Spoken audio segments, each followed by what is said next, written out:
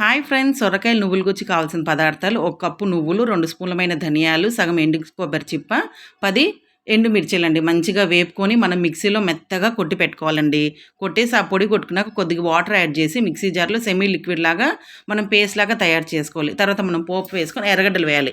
ఎర్రగడ్డలు బాగా వేగిన తర్వాత సొరకాయలు సన్నగా తరిగింటాం కదా, అది కూడా వేసుకోవాలండి.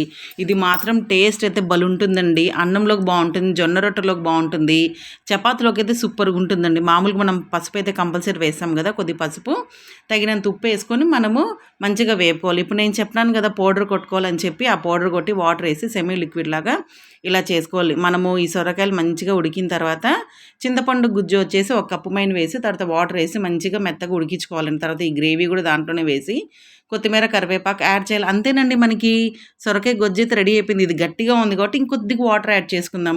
మనకి గొజ్జు అయితే రెడీ అయిపోయింది. సూపర్ రెసిపీ, తప్పకుండా ట్రై చేయండి.